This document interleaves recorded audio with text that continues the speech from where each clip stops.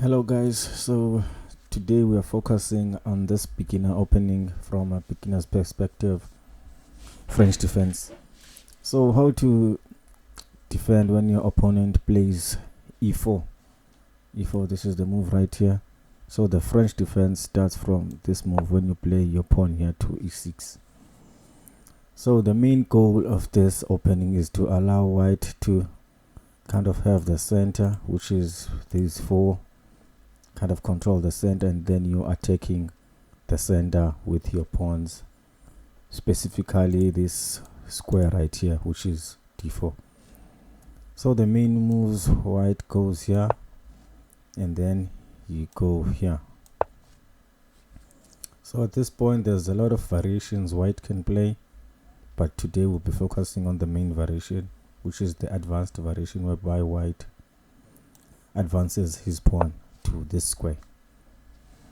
So from here white gains much of space this side on the king side, whereby he will try focus his attack on, and then black's aim is to attack this center, especially this square d4 like we have specified. So the first move, by attacking here, we're kind of trying to undermine the strong center that white has, because if he takes here, this pawn will be a bit difficult to defend. So we'll try and overload the pawn with moves such as this knight here, attacking the pawn there, and then this knight going there and going there, adding more pressure to this pawn there, and then you can put the queen going here, adding more pressure to that exact same pawn. So white will try hold on to this center by defending with this square, this move here, c3. So what we'll be doing from this point, we are taking that d4 square once again by adding another attacker there, adding more pressure to that square, and then obviously white defends the pawn once again. At this point we can do the same thing by putting this queen here, adding more pressure to that square there. So white at this point can try develop this way, maybe that way, developing this point, then castling, then maybe going after this pawn, going b5 here, then adding this bishop to that square, trying to defend the same pawn. And then black's plan here is to add more pressure to that square once again. You can have moves like this, knight here and then knight there, adding more pressure to that square. Also eventually we want to put this bishop here, and then we castle, and then play f6, trying to exert more pressure on the center there. So at this point here, black has a clear plan to follow, and white actually is the one who has to try defend his strong center there. So the main move that I usually do here, you can actually exchange first. Now it's white's move. So white usually develops the bishop there, as you can see. Since he has more space on the king side, this is probably where he'll be castling, and there's this kind of attack there. So he has trying to build up some kind of attack on the king side where he has a lot of space.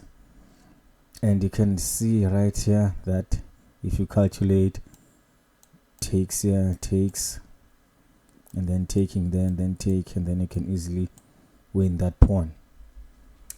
But here at this point there's actually a trap whereby you can actually lose your queen.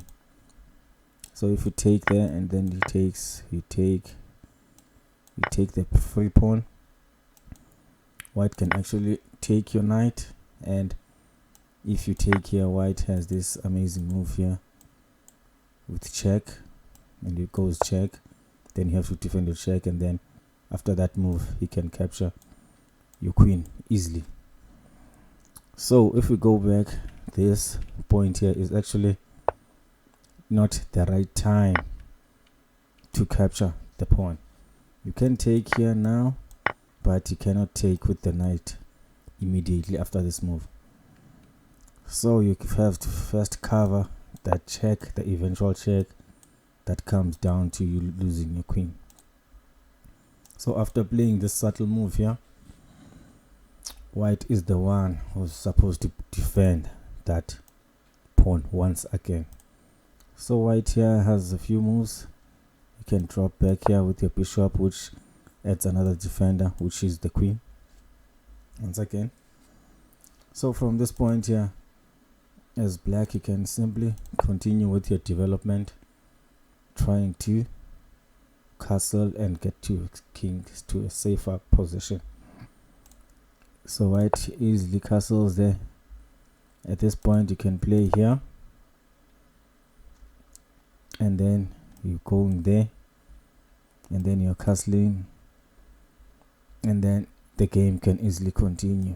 And then you have your rook here on this open file also, which you have a lot of active pieces. So yeah guys, that is actually the main lines of the French defense, which you have to know as a beginner. So the most important things you should take note of as black here is you have to exert much pressure on that square there, and then you know that your most weak piece is supposed to be this bishop, which because of these squares that are occupied by your pawns. So if you exchange this bishop here, that's actually a good thing from your perspective as black. So, and then you have you're exerting pressure on that d4 square. You have your bishop will be there, your rook will be there, taking that open file. Your queen is there exerting pressure on that square. If you can get your knight to this position here via this square and then that square and then exerting pressure there, that will be good depending on where he develops his bishop. Also, if he goes something like that, there is a move that actually plays. If he goes something like this, and then you have that, there'll be that, these exchanges there. You see, there's that, you can play there also. If we have this type of moves here, trying to exert some pressure there, and also black has this other way of defending this. So yeah, from this point the game may continue towards the middle game. So that's how you handle this position from that main line. Now let's check out another line which may occur if perhaps black doesn't advance, white doesn't advance his pawn. So at this point here, white can also play a move like that here. Knight c3, which of course you can eventually go there, exerting more pressure there,